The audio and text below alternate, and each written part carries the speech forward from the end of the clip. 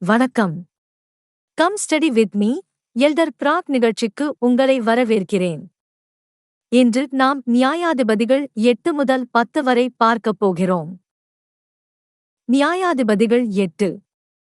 Gideon இந்த அதிகாரத்தில் ஒரு பரிசுத்தமான பணியை முடித்துக் கொண்டிருந்த மனிதனாகத் தோன்றுகிறார். சத்துரு ஓடிப்போயிருந்தாலும் கிடியோன் தொடர்ந்து முன்னே சென்றார். அவர் மற்றும் அவருடைய மக்கள் களைப்பாக இருந்தபோதும் சேபாவையும் சல்முன்னாவையும் துரத்திச் சென்றார். அந்த விவரம் முக்கியமானது. அவர்கள் சோர்ந்திருந்தார்கள், ஆனால் இன்னும் தொடர்ந்து சென்றார்கள். வாழ்க்கையில் மிகுந்த விசுவாசமுள்ள சில நேரங்கள், பலம் குறைந்திருந்தாலும் கீழ்ப்படுதல் உயிரோடு இருக்கும் நேரங்களே. ஆனால் இந்த அதிகாரம் முன்னேறும்போது மனநிலை மாறுகிறது. இஸ்ரவேலில் கிடியோனுக்கு உதவ வேண்டிய பட்டணங்கள் அவருக்கு அப்பம் கொடுக்க மறுத்தன. அவர்களுடைய இருதயம் எச்சரிக்கையோடும் பயத்தோடும் தங்களைக் காத்துக்கொள்ளும் மனதோடும் இருந்தது. வெற்றி முழுமையாக முடிந்தது உறுதியாகத் தெரியும் வரை அவர்கள் கர்த்தரின் ஊழியக்காரனுடன் நிற்க விரும்பவில்லை. அந்த மனப்பான்மை இன்னும் இன்றும் இருக்கிறது. சிலர் சத்தியம் வெளியில் ஜெயித்த பிறகே அதற்கு பக்கமாக நிற்க விரும்புகிறார்கள். ஆனால் விசுவாசம் பலமுறை முடிவு தெரியும் முன்பே நிற்க அழைக்கிறது. கிடியோன் துரத்தலை முடித்தார். அந்த இராஜாக்கள் பிடிபட்டார்கள். அடக்குமுறையிட்டவர்கள் நியாயந்தீர்க்கப்பட்டார்கள். அதன் பின் இந்த அதிகாரத்தின் மிக வெளிப்படுத்தும் தருணங்களில் ஒன்று வந்தது. இஸ்ரவேல் மக்கள் கிடியோனிடம், நீயும் உன் மகனும் உன் மகனின் மகனும் எங்களை ஆண்டு கொள்ள வேண்டும் என்றார்கள். மனித இருதயங்கள் பலமுறை ஒரு இரட்சகரை அரசனாக்க விரும்புகின்றன. அவர்கள் கண்களுக்கு தெரியும் வலிமையை விரும்பினர். தங்களிடம் வைத்துக் கொள்ளக்கூடிய ஒரு வீரரை விரும்பினர். ஆனால் கிடியோன் இந்த கதையின் மிக வலிமையான சொல்களில் ஒன்றைக் கூறினார். நான் உங்களை ஆண்டு கொள்ள மாட்டேன். என் மகனும் உங்களை ஆண்டு கொள்ள மாட்டான். கர்த்தரே உங்களை ஆண்டு கொள்ளுவார். அது முற்றிலும் சரியான பதிலாக இருந்தது. இஸ்ரவேலுக்கு மாற்று அரசன் தேவையில்லை. இஸ்ரவேல் தன் உண்மையான அரசனை நினைவு கொள்ள வேண்டியது அவசியம். கர்த்தர் அவர்களை விடுவித்தார், ஆளும் உரிமை அவருக்கே இருந்தது. ஆனால் வார்த்தைகள் சரியாக இருந்தாலும் செயல்கள் விலகும்போது துக்கம் விரைவாக வரும். கிடியோன் கொள்ளையில் கிடைத்த தங்கக் காதணிகளை கேட்டார், அவற்றால் ஒரு ஏபோதைச் செய்து ஒப்ராவில் வைத்தார்.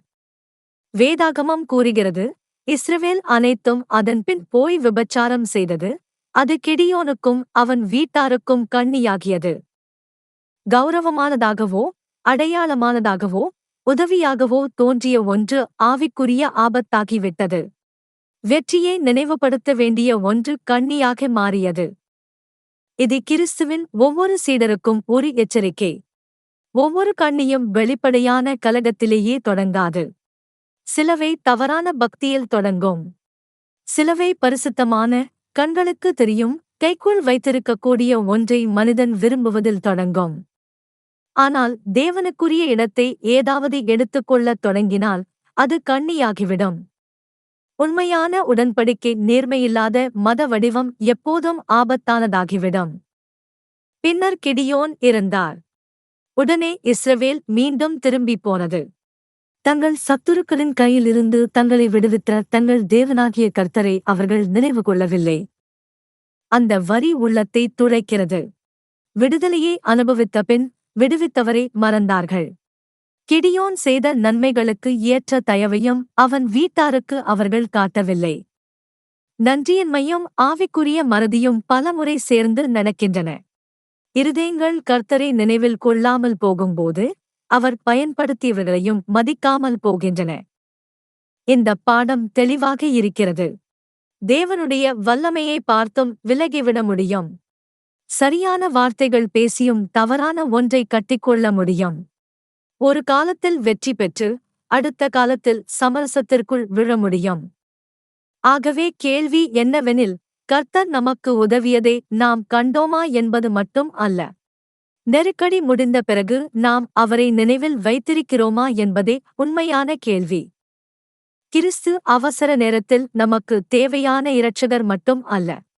விடுதலையின் பின் நாம் தொடர்ந்து பின்பற்ற வேண்டிய கர்த்தரும் அவரே. நியாயாதிபதிகள் 9. நியாயாதிபதிகள் 9 இந்த புத்தகத்தின் மிகவும் இருண்ட அதிகாரங்களில் ஒன்றாகும். ஒரு காலத்தில் ராஜ்யத்தை மறுத்த கிடியோனுக்கு அபிமெலேக்கு என்ற மகன் இருந்தான். அவன் பெயரிலேயே அரச ஆட்சி ஒலி இருந்தது. ஆனால் அவன் தந்தையின் நல்ல தருணத்துக்கு மாறாக அபிமெலேக்கு அதிகாரத்தை விரும்பினான். அவன் தன் தாயின் குடும்பத்தாரிடத்தில் சேகேமில் போய் தன்னை ஆதரிக்கும்படி அவர்களை மனப்பூர்வமாக்கினான். அவன் காரணம் நீதியானதல்ல, அது அரசியல். அவன் இரத்த உறவையும் தன நலனையும் பயன்படுத்தினான். பால் பிரித்தின் ஆலயத்திலிருந்து எடுத்த பணத்தால் வீண் மனிதர்களையும் இலகுவானவர்களையும் கூலிக்கு வைத்து தன் பின் வரச் செய்தான். அந்த சொற்றொடர் பலதைச் சொல்கிறது. பொல்லாத பேராசை பின்தொடர்பவர்களை விரும்பும்போது பலமுறை அது வெறுமையானவர்களை முதலில் சேர்த்துக் கொள்கிறது. பின்னர் கொடூரம் வந்தது. அபிமெலேக்கு கிடியோனின் மகன்களாகிய தன் சகோதரர்களை ஒரே கல்லின் மேல் கொன்றான். 70 பேர் வெட்டிக் கொல்லப்பட்டார்கள். இளையவனான யோதாம் மட்டும் தப்பினான். இது குடும்ப வன்முறை மட்டும் அல்ல, இது உடன்படிக்கையின் சீரழிவு. தேவனுடைய விடுதலையுடன் தொடர்புடைய குடும்பத்திலிருந்து வந்த ஒருவன் தன் வீட்டாரின் அழிவுக்காரனானான். பிறகு சேகேமின் மக்கள் அபிமெலேக்கை ராஜாவாக ஆக்கினார்கள். அது இரத்தத்தாலும் விக்கிரகாராதனையாலும் கலகத்தாலும் கட்டப்பட்ட பொய்யான ராஜ்யம். ஆனால் யோதாம் கெரிசீம் மலைமேல் நின்று ஒரு உவமையை கூறினான். மரங்கள் ஒரு ராஜாவை அபிஷேகம் செய்ய புறப்பட்டன. அவை ஒலிவ மரத்தையும் அத்திமரத்தையும் திராட்செடியையும் அழைத்தன. ஆனால் அவையெல்லாம் தேவன் கொடுத்த கனியுள்ள தங்கள் பணியை விட்டுவிட்டு ஆள விரும்பவில்லை. கடைசியில் முள்செடி ஏற்றுக்கொண்டது. செய்தி தெளிவாக இருந்தது. மதிப்புள்ளவை அதிகாரத்தை பற்றிக் கொள்ளாது, மதிப்பில்லாதவைகள் பலமுறை அதற்காக விரைகின்றன. முள்செடி ஆட்சி செய்தால் நெருப்பு பின்தொடரும். யோதாமின் எச்சரிக்கை தீர்க்கதரிசனமானது. அவர்கள் உண்மையாய் நடந்திருந்தால் மகிழ்ச்சி உண்டாகட்டும் என்றான். இல்லையெனில் அபிமெலேக்கிலிருந்து நெருப்பு புறப்பட்டு சேகேமை நுகரட்டும், சேகேமிலிருந்தும் நெருப்பு புறப்பட்டு அபிமெலேக்கை நுகரட்டும் என்றான். காலம் சென்றபின் அதுவே நடந்தது. தேவன் அபிமெலேக்குக்கும் சேகேமின் மக்களுக்கும் இடையில் ஒரு தீய ஆவியை அனுப்பினார். சந்தேகம், துரோகம், வன்முறை வளர்ந்தது. பாவத்தின் மேல் கட்டப்பட்ட கூட்டணிகள் நிலைத்திருக்காது. பொல்லாங்கு இறுதியில் தன்னையே எதிர்க்கும். கால் அபிமெலேக்குக்கு எதிராக எழுந்தான். சேகேம் கலகம் செய்தது. அபிமெலேக்கு வல்லமையால் பதிலளித்தான். அவன் நகரத்தை அழித்து மக்களைக் கொன்று அதில் உப்பை விதைத்தான். பின்னர் சேகேமின் கோபுரத்தைத் தாக்கி அங்கே புகழடைந்தவர்களை நெருப்பால் சுட்டுக் கொன்றான். யோதாம் முன்னதாகக் கண்ட நெருப்பு எரியத் தொடங்கியது. ஆனால் அபிமெலேக்கு தப்பவில்லை. அவன் தேபேசைத் தாக்கும்போது ஒரு பெண் கோபுரத்திலிருந்து ஒரு எந்திரக்கல்லின் துண்டை வீசி அவன் தலையை நொறுக்கியாள். ஒரு பெண்தான் அவனைச் சாய்த்தாள் என்று சொல்லப்படக்கூடாது என்பதற்காக அவன் தன் ஆயுதக்காரனை தன்னை கொல்லும்படி கேட்டான். ஆனாலும் வேதாகமம் அதையே நினைவில் வைத்திருக்கிறது. அவன் அகந்தை தேவனுடைய நியாயத்தை மாற்ற முடியவில்லை. இந்த அதிகாரம் வல்லமையான வார்த்தைகளால் முடிகிறது. இவ்விதமாக தேவன் அபிமெலேக்கின் பொல்லாப்பை அவன் தலையின் மேல் திருப்பினார், சேகேமின் மக்களின் தீமையையும் அவர்களுடைய தலையின் மேல் திருப்பினார். கர்த்தர் எதையும் மறந்துவிடவில்லை. நியாயம் ஆரம்பத்தில் தாமதமானது போல் தெரிந்தாலும் அது நிச்சயமாக வந்தது. இந்த அதிகாரம் மக்கள் நீதியை விட அதிகாரத்தை விரும்பும்போது, உடன்படிக்கையை விட பதவியை விரும்பும்போது, கீழ்ப்படுதலை விட செல்வாக்கை விரும்பும்போது என்ன நடக்கும் என்பதை காட்டுகிறது. மேலும் பொல்லாத மனிதர்கள் உயர்வதைப் போல தோன்றும் நேரத்திலும் கர்த்தர் காணாமல் இல்லை என்பதையும் இது காட்டுகிறது. அவர் காண்கிறார். அவர் நியாயந்தீர்க்கிறார். அவர் மேலோங்கிச் செய்கிறார். கிறிஸ்துவை மையமாகக் கொண்டு பார்க்கும்போது இந்த இருண்ட அதிகாரம் நமக்கு இன்னும் நல்ல அரசன் தேவை என்பதை உணரச் செய்கிறது. மனித பேராசை கெடுக்கும். மனித வன்முறை விழுங்கும். மனித அகந்தை நியாயத்தின் கீழ் சாய்ந்து போகும். நமக்கு இன்னொரு அபிமெலேக்கு தேவையில்லை. நமக்கு உண்மையான ராஜாவாகிய இயேசு கிறிஸ்து தேவை. அவர் பிறரின் இரத்தத்தைச் சிந்தி அதிகாரம் பிடிப்பதில்லை. தமது சொந்த இரத்தத்தின் மூலம் இரட்சிக்கிறார். அவர் தம் சகோதரரை அழிப்பதில்லை. அவர்களை மீட்கிறார். அவர் முள்செடி நெருப்பினால் ஆட்சி செய்வதில்லை. நீதியிலும் இரக்கத்திலும் சத்தியத்திலும் ஆட்சி செய்கிறார். நியாயாதிபதிகள் 10. அபிமெலேக்கின் கலகத்திற்குப் பிறகு நியாயாதிபதிகள் 10 அமைதியான முறையில் தொடங்குகிறது.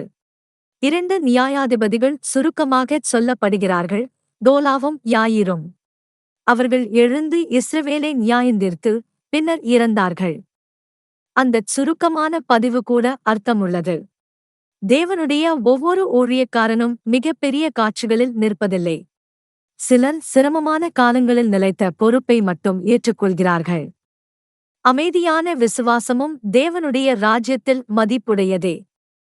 ஆனால் அதன் பிறகு பழைய மாதிரி மீண்டும் திரும்பி வந்தது. இஸ்ரவேல் புத்திரர் கர்த்தரின் பார்வையில் மீண்டும் தீமை செய்தார்கள். இந்த முறை பட்டியல் நீளமாக உள்ளது. அவர்கள் பாகால்களையும் அஸ்தரோத்தையும் சீரியாவின் தேவர்களையும் சீதோனின் தேவர்களையும் மோவாபின் தேவர்களையும் அம்மோன் புத்திரரின் தேவர்களையும் பெலிஸ்தரின் தேவர்களையும் சேவித்தார்கள். எவ்வளவு பெயர்கள் சேர்ந்து வருவது அவர்கள் எவ்வளவு ஆழமாக விழுந்தார்கள் என்பதை காட்டுகிறது. இஸ்ரவேல் ஒரு தடுமாற்றத்தில் மட்டும் இல்லை, தன் இருதயத்தை பல திசைகளில் சிதறவிட்டிருந்தது. ஆகவே கர்த்தரின் கோபம் இஸ்ரவேல் மேல் எரிந்தது. அவர் அவர்களை பெலிஸ்தரின் கைக்கும் அம்மோன் புத்திரரின் கைக்கும் ஒப்புக் கொடுத்தார். 18 ஆண்டுகள் அவர்கள் நொந்தும் ஒடுக்கப்பட்டும் இருந்தார்கள். பாவம் சுதந்திரம் வாக்குறுதி அளிக்கும், ஆனால் அடிமைத்தனத்தை தரும். அவர்கள் தேர்ந்தெடுத்த தேவர்கள் அவர்களை இரட்சிக்க முடியவில்லை. பொய்யான ஆராதனை ஒருபோதும் இரட்சிக்காது, அது அடிமைப்படுத்தும். இறுதியில் இஸ்ரவேல் கர்த்தரை நோக்கி, நாங்கள் உமக்கு விரோதமாக பாவஞ்செய்தோம், எங்கள் தேவனை விட்டு பாகால்களைச் சேவித்தோம் என்று கூப்பிட்டார்கள். இந்த அறிக்கை சரியாகத் தோன்றுகிறது, ஆனால் கர்த்தர் துடைக்கும் வார்த்தைகளால் பதிலளித்தார்.